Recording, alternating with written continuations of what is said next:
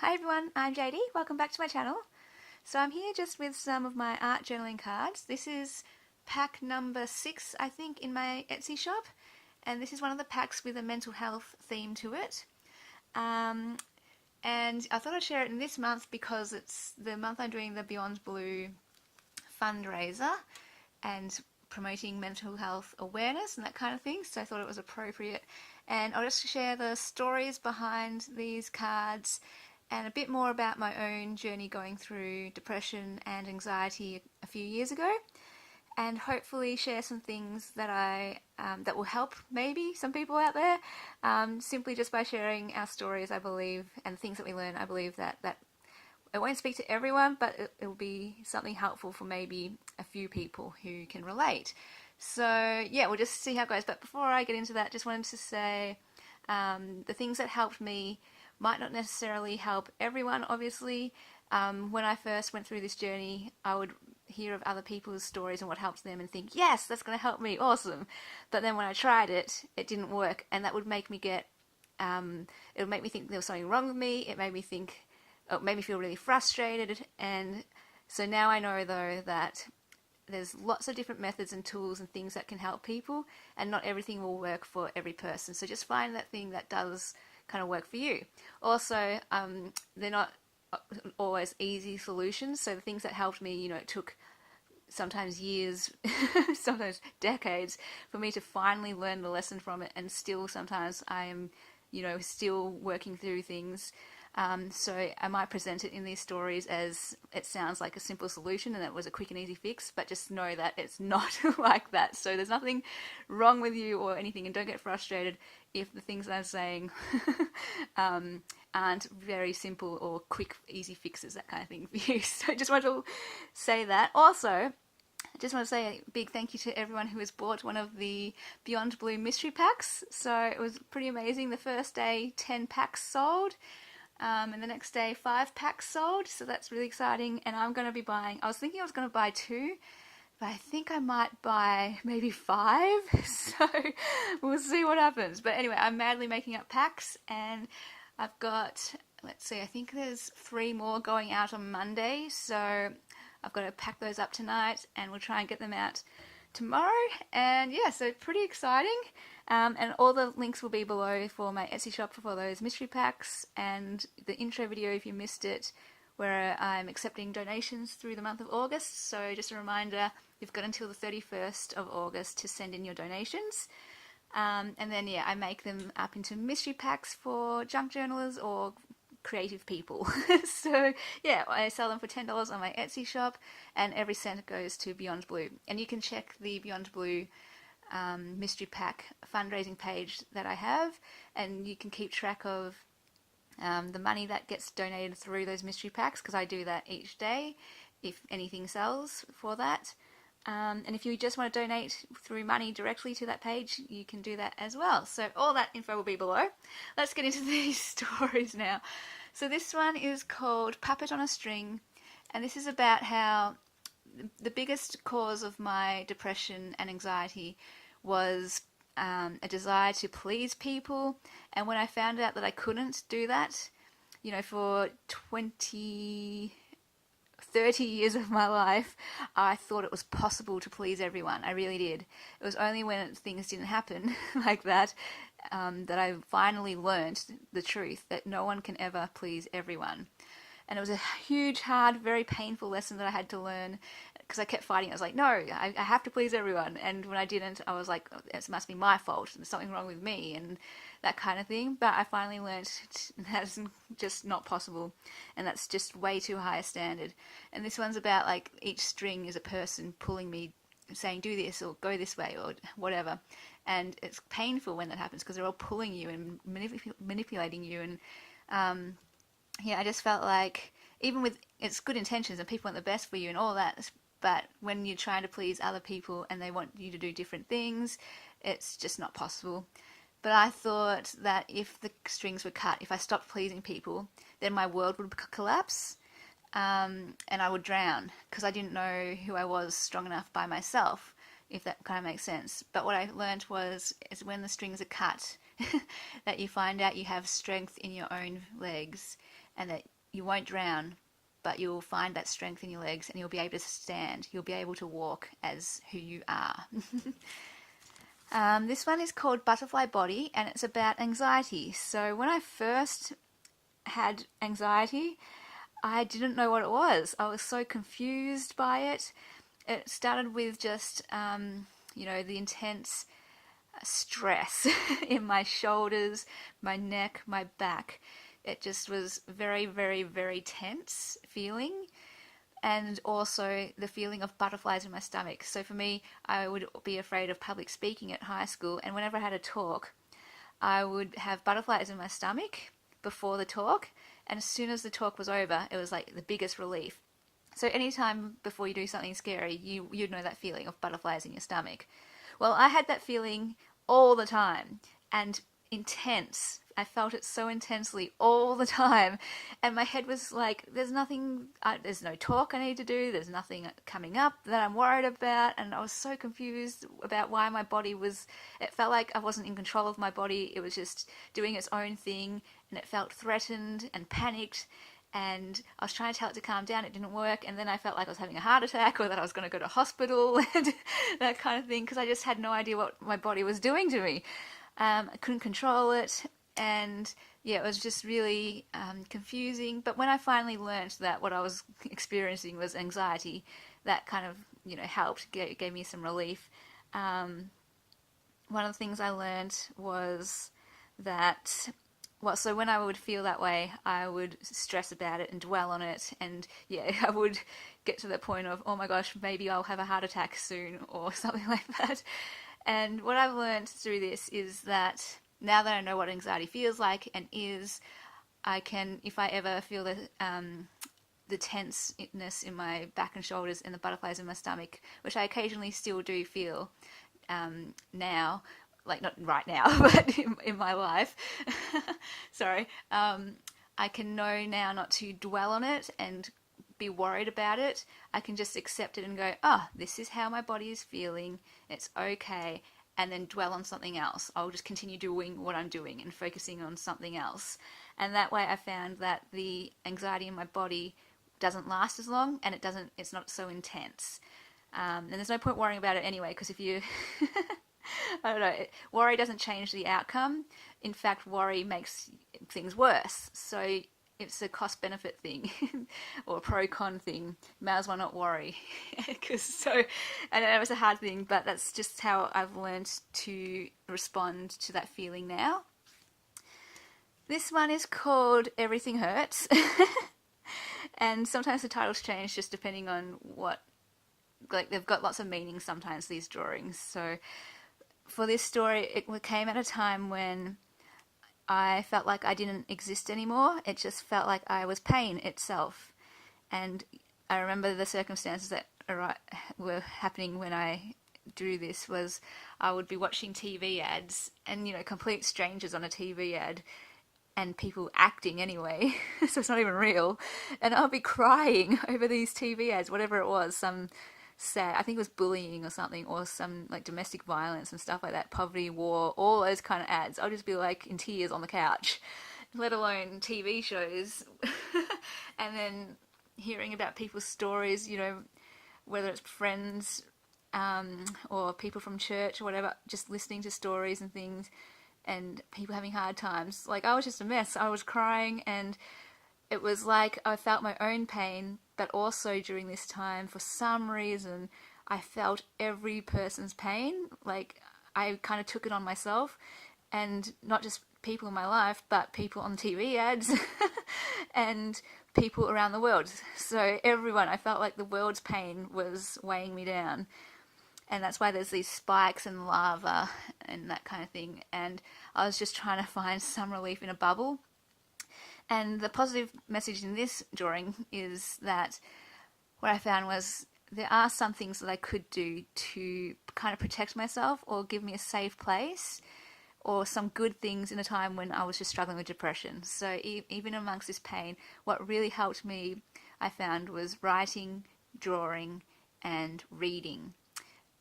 Writing and drawing because I could express myself, and that's just therapeutic in general.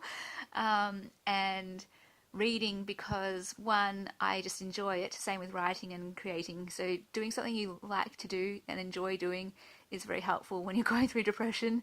And also reading books about other people's journeys going through mental health issues, that also helped me know I wasn't alone. So those three things were my bubble during this time, my lifeline. So find those things that you can hold on to and find a bit of relief or joy in the moment. This one is called, I can't remember. I Don't Feel Like Myself, because I was I felt like my mouth was covered, my hands were in prison, and my feet were chained. And I just couldn't be myself. I couldn't express myself. I couldn't speak. I felt like I was not ever being true, because anytime anyone asked me how I was feeling, I said I was fine when I wasn't. That kind of thing. So I felt like I just couldn't express myself at all. And not only that, I didn't know how to, because when I first went through this journey, I didn't know what I was going through. I didn't understand depression or anxiety, that kind of thing. So what it was like, I didn't, because usually I am a bubbly person, and I have big dreams and big passions, and I love to share it with people and chat and all that kind of stuff. But during this time, I just was kind of shut up, and I didn't have any dreams anymore, and I didn't know what to believe anymore. My values were gone, and I just did not feel like myself. I felt like a ghost. And all these bad things I felt like was who I am. I was mean, I was wrong, I was proud, I was hurt, I was rude, so much shame. I felt like a liar, like I said, because I kept lying about how I really felt, that kind of stuff. And it felt like all these things I knew I had, as a Christian, this is what I believe we all have, because Jesus just offers it to us freely, is freedom and love and joy and peace and all that kind of stuff.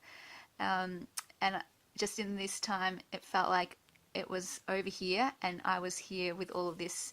But this is just an encouragement as well to me that I do have all this. This balloon is, I am holding on to it, and it is in me. I am all those things. So that is that one. This one is called Off the Wall, and it's just about that feeling where, again, with depression and anxiety, I could feel just crazy. Like everyone else is normal, and they think normal things, and they're feeling normal things and going about their lives in normal ways. And here I am with my body going out of control, my thoughts doing their own thing, and feeling my feelings just out of whack. And you look around and everyone else is just being normal, and you're just, your world isn't normal. Things are upside down and back to front and turned around, and you're on the wall. And it's just that kind of disconnect of, how can I exist in this world at the same time as these people, and how can I communicate it and express it without them thinking, gosh, you're weird, or freaking out, or thinking there's something wrong with me. Because what I've learned is that there's nothing wrong with you if you have depression or anxiety. You're still an amazing person, and you're still awesome, and it's just like there's no shame in having depression or anxiety. It doesn't make you a bad person. So yeah. That's just that one, to express myself. And that's the thing with all these drawings is, and why it was a lifeline to draw, was to simply express myself and what I was feeling. It was the hugest thing. And in fact, because, which I'll get into later, I was always denying my feelings and pretended I didn't have any. So then to be able to draw my feelings was a huge healing process for me. This one's called Shatter, and again just expresses a feeling I had where it felt like I was an egg, and if anyone even just touched me, I would shatter completely. That's how fragile I was feeling.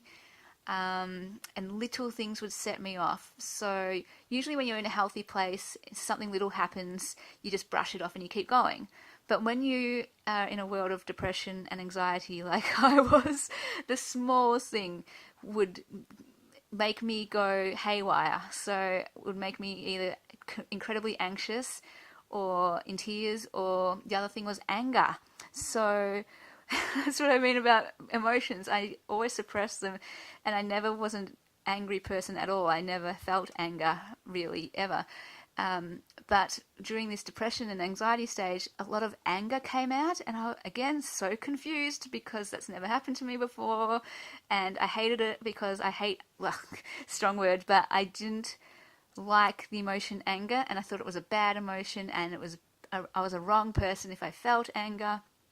What I learned, which I'll later chat about, is that emotions aren't necessarily good or bad, they're just feelings. And so, yeah, with my people pleasing, when people would ask me to do something, I would always say yes and be fine with it. And I thought I was fine with it and happy. But eventually, with the depression and anxiety, it got to a point where when people kept asking me to do things, all of a sudden this anger came out. And I just, for the first stage of this journey, I was so confused because I'm like, where is this anger coming from? And then I felt like such a bad person because I felt I was so selfish. Why couldn't I just do what people wanted me to do? Why can't I just say yes? What a bad friend I am that I don't want to do it, that kind of stuff. And yeah, the anger just overwhelmed me so much at a few stages during that journey that I had to just really work on that. Work on a lot of things. So all of this was just about that kind of stage. At some points, when people would ask me to do things, I would just kind of lose it, not out in public at all. This is all an internal journey.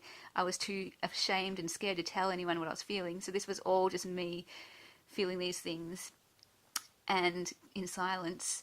And this was my way of expressing how I felt on edge and just fragile and just needed some peace and needed people to understand that I needed to just pull back and just rest and not find my identity in people pleasing and doing what other people wanted me to do, and just finding out what made me happy, I suppose, and not doing things just because it made other people happy.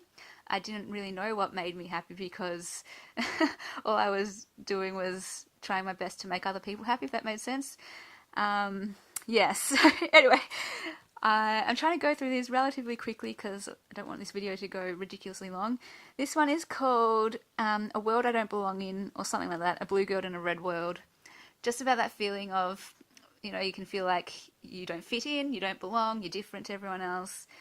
I'm sure lots of people can feel that way, whether you have depression or not. And this one's just about how, it can feel like a lot of pressure that people put on you, whether they know it or not, that they want you to conform and be like the rest of society, the rest of your culture. And sometimes I find that often my values clash, or what I believe in my passions clash. For example, I've shared before, I'm a very creative person, and that's a big passion of mine, but often the people around me don't connect with creativity at all. And so when I pursue creativity and am passionate and talk about it, people aren't interested at all.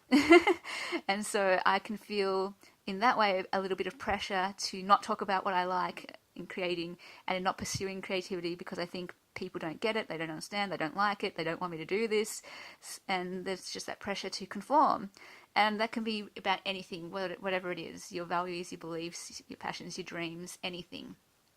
And this is just a reminder then to stay true to yourself, basically.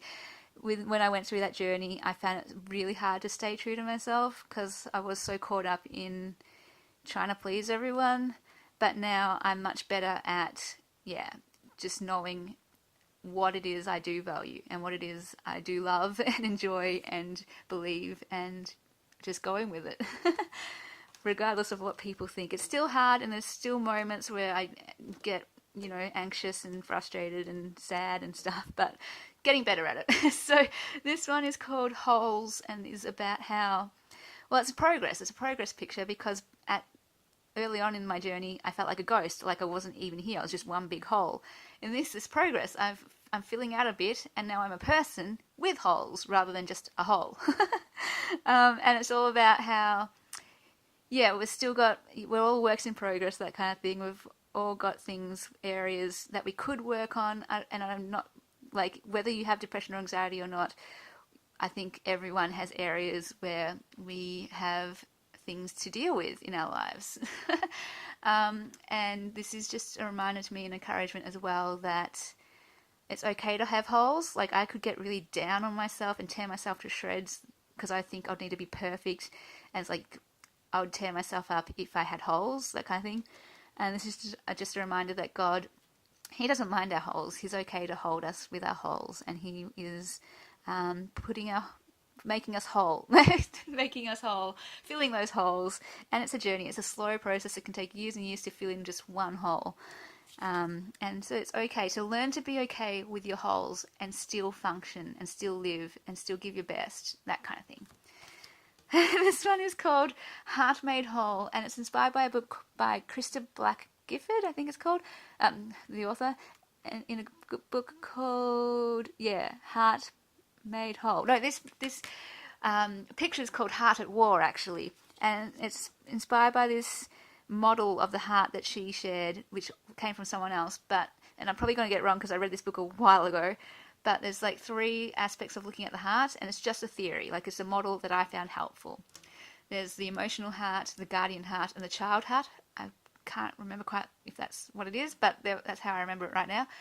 And it's about checking in with your heart and just seeing how it's going and being in tune with it, that kind of thing. And this really helps me because I used to think my heart was my enemy. I didn't like my heart. I didn't like emotions. As I said, I would suppress it. I would beat up my heart. I would tell it to just, it felt like I'd squash it and I'd want to, stomp on it. And this helped me to really love my heart, care for my heart, and to regularly check in with it. So she was just saying check in with each of these 3 guardians or models or people, figures, I don't know. The emotional heart at this time, when I checked in, she was in a rage. Like I said, I was going through an angry stage. She was angry because, she just couldn't express herself, and she felt like a doormat, and that she couldn't stand up for herself, and she was just wanting to express her rage but couldn't, and she was just in a room here just screaming and ripping up things. You can see why, I would avoid this, and I'll be like, I don't want to hear you, go away. But now I'm being more kind to myself and going, hey, this is just how I feel, it's okay. This one is the guardian heart, and she was like, shut up, don't let anyone in, don't tell anyone how you feel, protect yourself, that kind of thing. And she's just looking out for my best interest and doing what she thinks is right, which was, don't tell anyone because they'll think you're crazy and they're going to worry about you and they're going to judge you and condemn you, that kind of thing.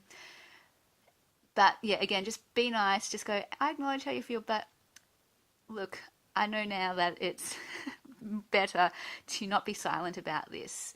And this one as well, not to ignore her. Don't ignore this one. She just wants to be acknowledged and to express herself. She's not going to ruin anyone. I would be afraid that she would overrun me and rip me to shreds, but all she just wants to do is be expressed and be heard. And this one, and then she calms down. Yeah. And then this one is the child heart, and I looked in and she was just singing to herself and doing those things that I used to love doing when I was a kid, organising, and there's blue and there's pretty things, and I used to play with makeup as a kid and I liked bows, and yeah, so it's just all about checking in with your heart, seeing how it feels and connecting with how you actually feel and acknowledging it, and then seeing what needs to happen. So do I need to listen to this part of me that's angry, and what's that telling me? What do I need to deal with here? What's my guardian telling me? Is it appropriate or not? Do I need to listen to her, or what do I need to do? That kind of thing. I'm not sure if this is going to make sense, but it just really, really, really helped me. And out of anything, this one is the one that helped me the most, this lesson. It's the biggest tool that I now have in my kit, and that's what I think out of anything, like depression, anxiety, if you have it, or mental health issues, if you struggle with them, it's about finding a toolkit that works for you for different situations, and finding the toolkit that works for you. It's not a one toolkit fits all kind of thing. So there's this thing called CBT, which stands for Cognitive Behavior Therapy. You might have heard of it. And when I first heard of it and hearing about people who it helped lots of people and that kind of thing, I thought, yes, awesome, this is going to help me. Woohoo, it's going to cure me. And I tried it and it did not work. It actually made things worse for me. One, because I felt like a failure. Like, it's worked for other people, why hasn't it worked for me? Second, because it's just an approach that doesn't fit with my personality, I suppose, my nature. What CBT, my understanding of it, is that it addresses your thoughts, which is the cognitive side, and all those fears and anxieties you have. It addresses them, and it wants you to face them, confront them, which is the behavior part. So if you're afraid of public speaking, go do the public speaking.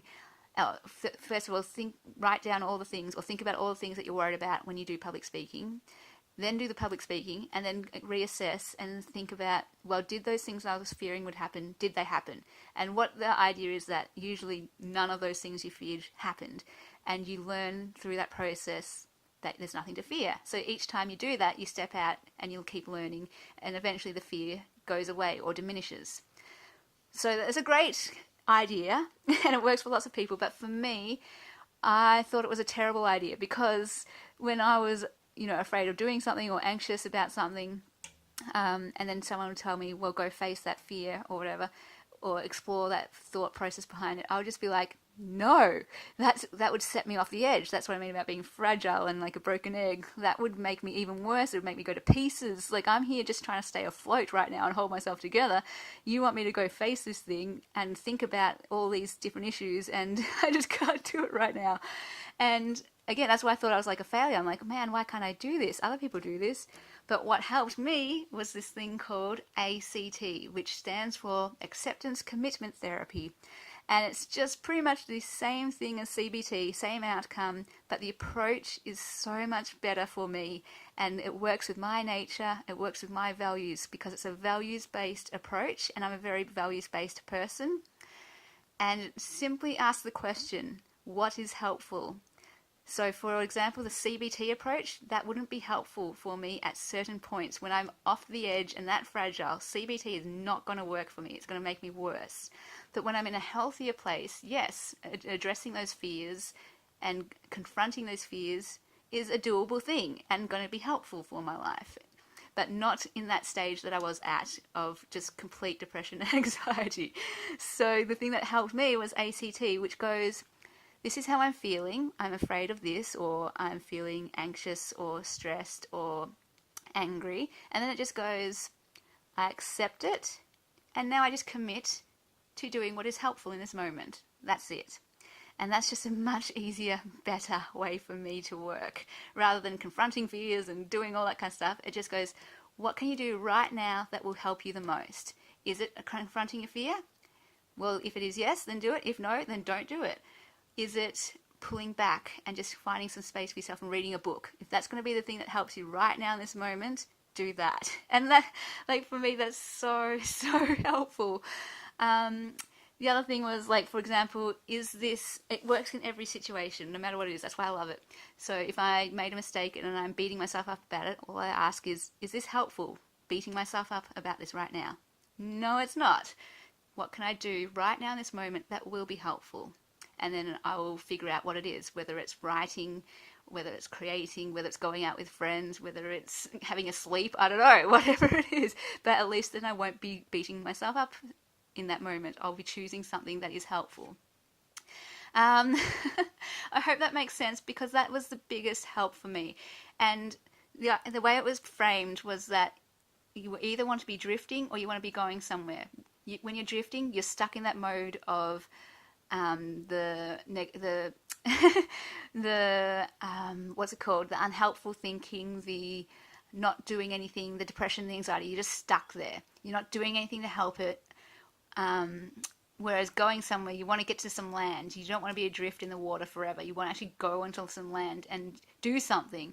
And that's what I did want to do. Yeah, I didn't want to stay stuck there. I actually want to do stuff. I want to live my values. I want to live my dreams. I want to do some stuff like that. That's why it's a values-based approach, because that's why going somewhere is important to me, and doing something meaningful is important to me, and going after dreams is important to me.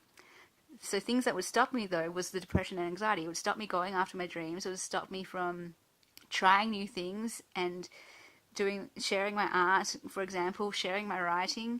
So you don't deserve anything, you're nothing, I'm scared, can I really do this? You will be judged, I'm stressed, you're a horrible person, I'll be rejected, no one will understand, you're so stupid, I will fail. Those are the things that keep me drifting. Those are the thoughts that would make me just stay in one place, and I'm not going anywhere, but I want to go somewhere, so this is not helpful, what can I do instead? And then it's like, okay, well, I might fail, but it's okay, I'll learn from it. I do deserve good things in my life. I am not nothing. I am someone who has some things to give. I'm scared, but who cares? I'm going to not let it stop me. Can I really do this? Yes. give it a go. Who knows? Only one way to find out. You will be judged. Oh well, judge me. It's not going to affect my worth. I'm stressed. Okay, again, just accept I'm feeling stressed. Keep going. You're a horrible person knowing, well, that's just a feeling. It's not the truth. I'll be rejected. Well, yes, some people may reject me, but others might accept me. You just never know. No one will understand. Well, as long as I understand what I'm doing and know why I'm doing things, that's kind of all that matters. And you're stupid. Well, again, you kind of get the drift of what I'm saying here, drift. So I hope that's helpful, because that is just the one biggest lesson tool that has helped me. And these are the things that I love to, these are my values: learning, encouraging, creating, singing, dancing, being yourself, reading, writing, giving, growing, inspiring, and teaching. So those are the things that I want to be doing, and these are the things that will stop me from doing these. But because I want to go somewhere, and because these are my values, I'm going to do them, even accepting that sometimes I will feel stressed, sometimes I will feel fear, sometimes I will feel depressed, but I'm not going to let those things stop me. I will keep on asking what is helpful in this moment to get me where I want to go and do the things that I value. Now, I hope that makes sense. It's just a very personalized tool that helps me. But if that helps you, I will be so glad. This is a really long video, but I also need to say that this is a giveaway. So if you resonated with these and would like this pack, I'm doing a giveaway. So all you need to do is be a subscriber, like the video, and comment below which one you liked the most, or which one resonated with you the most. And always that opportunity for you to share your story if you want, only if you're comfortable, because you just never know who needs to hear what you have to say, and I'm sure it will encourage some people. So thank you so much, guys, for listening. I'll see you later. Bye.